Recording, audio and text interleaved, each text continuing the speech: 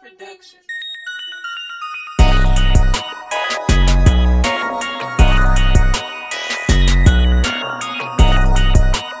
So before you start cutting the hair, you want to make sure you prep everything first. Right now I'm combing out the hair just to get it lifted off the scalp.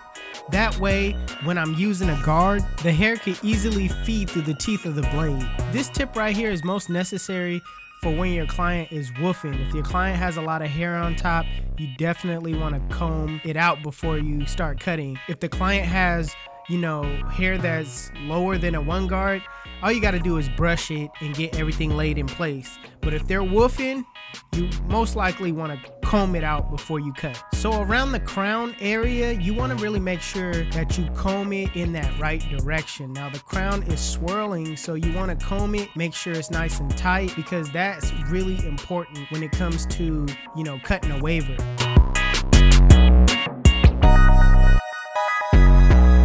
So my client said she wanted a 2 on top, so I went ahead and grabbed the 2 guard with the lever closed, using my Endless Cordless Masters, and I'm just going with the grain of the pattern, making sure I just watch out for any calyx that's in the front, and just making sure that I, run that clipper nice and slow at an even pace. You don't want to go super fast, and you could potentially plug your client by, maybe the guard might slip off. Just anything can happen, so you want to make sure you take your time and you know what you're doing. Now I can't stress this enough. When it comes to cutting a waver knows what a waver wants. All right, so she said she wanted a 2 guard, so as you can see, I got my 2 guard on. You don't see me putting on a 1.5 and just thinking because it might look better that that's something I just give her. No, I just do what the client asks. All right, so let me explain to you guys why a waver will keep their hair thick versus a waver wanting to cut it low. The reason why wavers want to keep their hair thick is because they're going right back on their woof journey. What we're trying to do is better our connections. All right, and the way that we do that is by growing our hair out and brushing for hours at a time and just trying to perfect our waves as possible. Now the reason why a waver would cut their hair short, like say a 1.5, is that they're trying to basically rebuild. They're trying to start, they're not necessarily start all over, but they're just trying to cut it low to where they could perfect certain areas. Just like perfecting certain areas with growing your hair out, which is more for connections, but cutting your hair lower, that kind of helps with finding out your pattern and what way you need to brush, and just a lot of waver stuff that you kind of need to know about if you're a barber cutting wavers.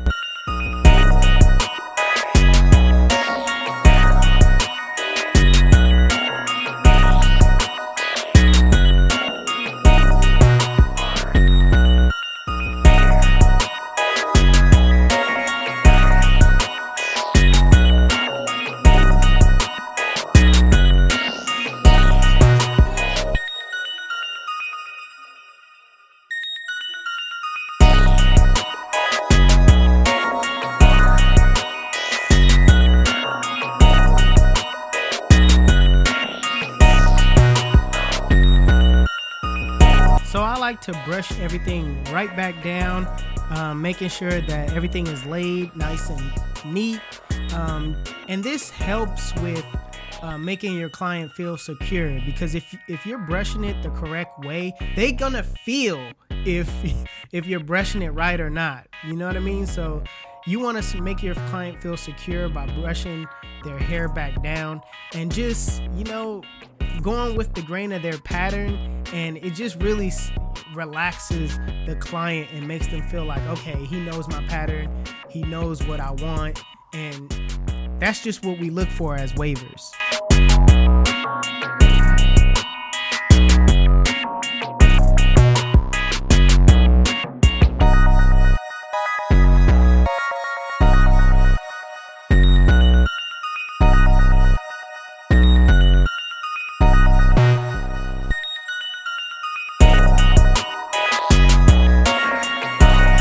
right now, I'm going to take my shears and just lower the crown a little bit. I know you guys see me twist the brush with the crown. Basically, I was just making the crown tighter, and now I'm just cutting off the loose hairs with my shears. So with the one guard open, I'm just going with the grain, lowering the sides just a little bit so everything can flow. So after that, I'm gonna set my bald line using my Andis cordless masters, and I'm really gonna focus on keeping this taper super low. So I'm not gonna go too high on the bald line, and I'm just kind of flicking out as I go along. Now with the lever open, I'm just going up. Again, I'm not really trying to take this taper up too high. I'm just using my corners, trying to perfect those certain areas that I see that's bulky. So after that, I'm using my 2-guard open, just clearing out some of that bulk at the top. With this type of texture, you basically gotta go by what you see, all right? You gotta clear out the bulk. You can't just use the guidelines for what it is. You have to freestyle. So what I mean by freestyle is that, you know how I use the specific steps? Sometimes you're gonna have to just play with it. Go back and use some of those guards within those steps, and try to perfect it as you go along. Now with the 0-guard closed and the flick out motion, I'm flicking out, which seems to be that middle line. Like I said, freestyle, man. Some of the stuff that I do, you kind of gotta just eyeball it and look at it, adjust your levers, and take it from there.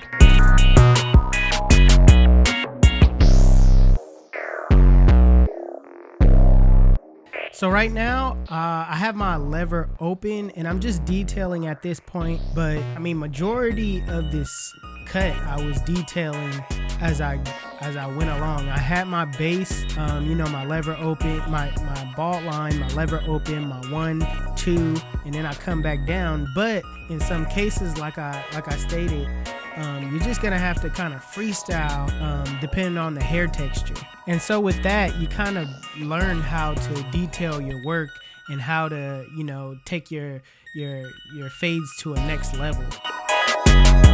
So my client wanted a slight taper around the ear, so I went ahead and grabbed my 1-guard with the lever closed, and I'm just going down on it. I don't want to really fade it. I know she wanted like a little taper, but I just wanted to cut it down. That way the hair won't overlap her ears, because that's really what we're paying attention to as wavers.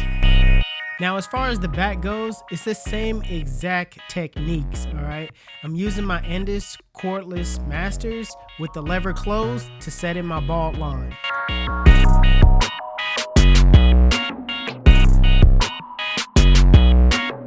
Next, with the lever open, going up about a 1/2 inch, I'm keeping it consistent on both ends.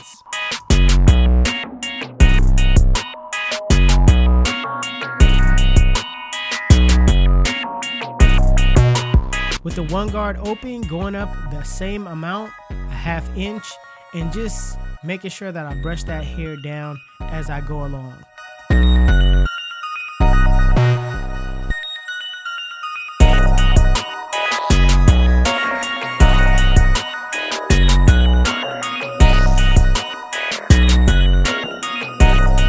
Now before I go and use the 2-guard and go up with it, I'm gonna go with the 2-guard closed and run my clipper down. That way I could get everything a little bit lower at the top and knock some of that bulk off with the grain.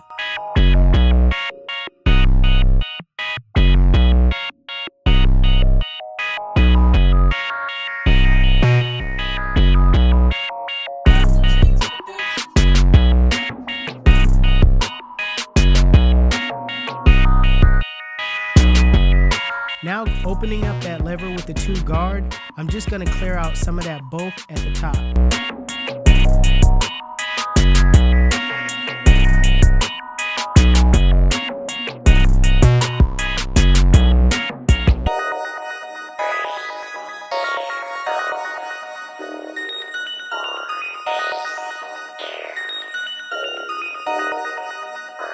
Right now, I put back on the 1-guard open, and I'm just kind of flicking out, making sure that that area at the top gets blended in.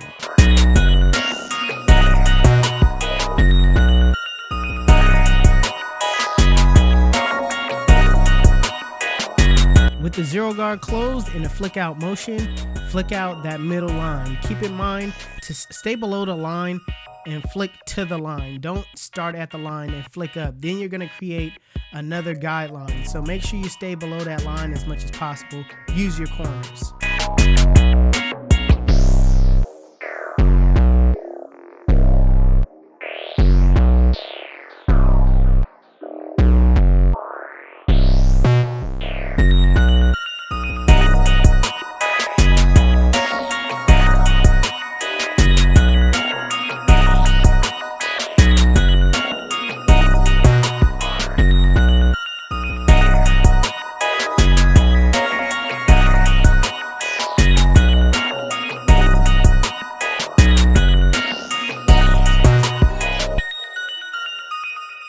Right now with the lever open, using my corners, I'm just kind of flicking out that some of those areas where the zero guard close couldn't get.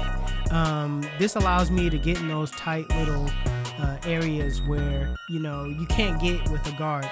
Basically using my clipper as a thinning sheet.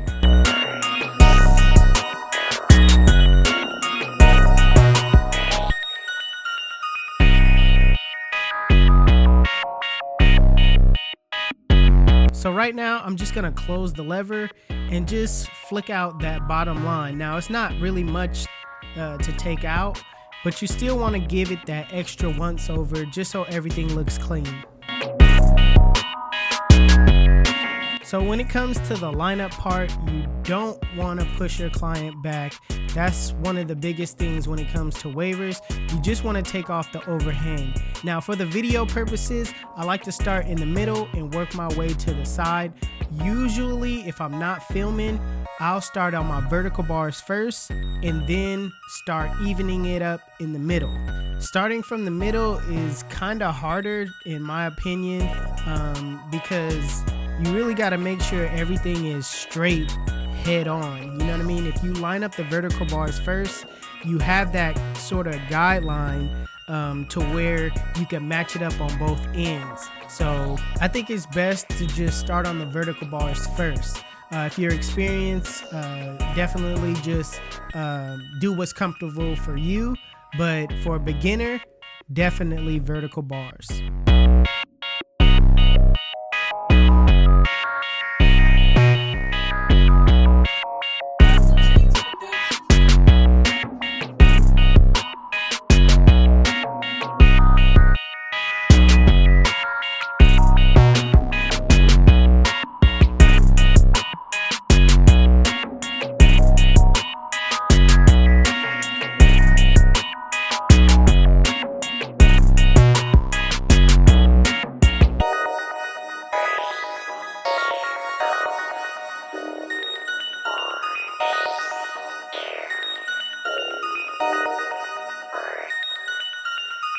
Now, when it comes to the C cup, it's all about artistry at this point. I mean, it's all about putting your own twist to it, trying not to push back, but in some cases, you might have to just a little bit to get that curve that you're looking for.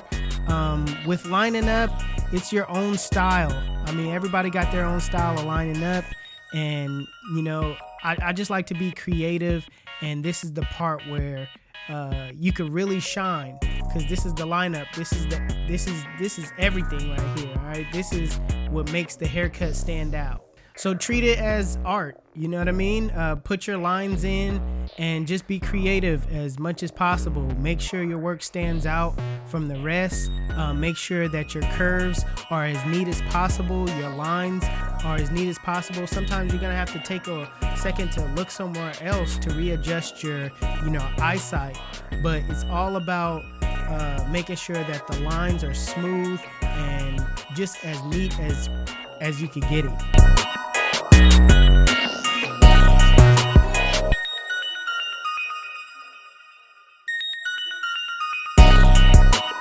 Now, when it comes to around the ear, I know that's a lot of people's difficult part. You just gotta hold that ear down, visualize where you want the line, how smooth you want the line. You want to start up like I'm doing right now, start in that area first, and then work your way down. For me, it's better to start at the top of the ear than to start at the bottom. That's just how, I like to do things. But it's all about what works for you, man. You got to find out your rhythm. You got to get your angles, the best way you like to do things. You know what I mean? Even though this is the way I do it, you might do it a little differently.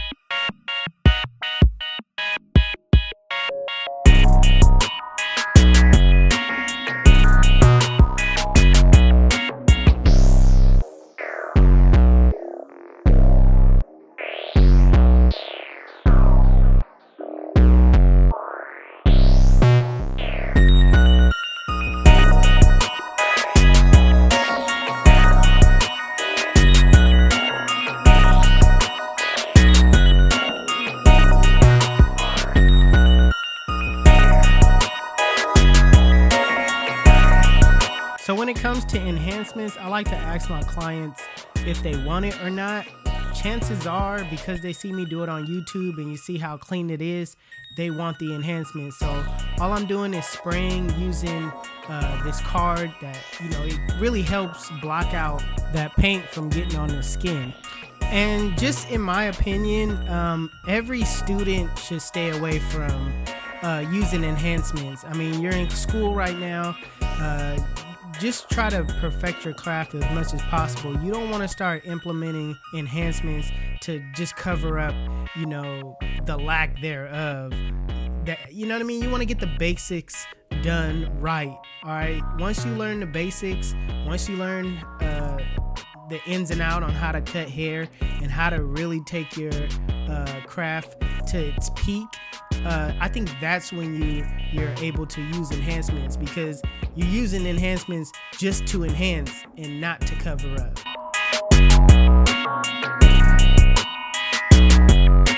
So this is the part to a waiver where they feel like you're going the extra mile.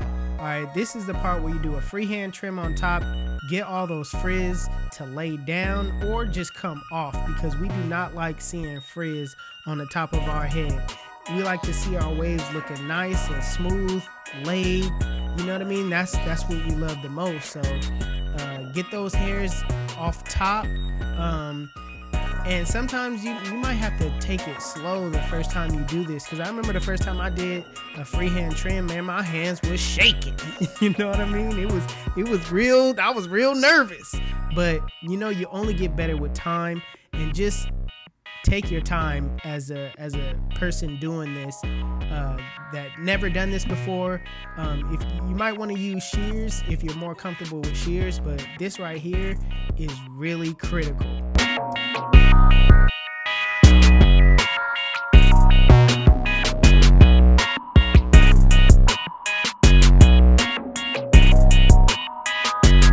Listen, let me tell you why they call me 360 Jeezy, because when they come in my chair, I spin them in a full 360 and they come out looking like bam.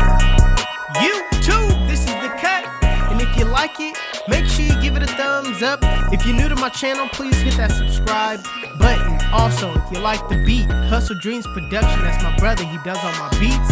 His YouTube channel will be linked in the description below. Also, if you want to know where you can find any tools that you've seen in this video, check out the links in the description below. Otherwise, it's your boy 360 Jeezy, and I'm out of here. Cheers.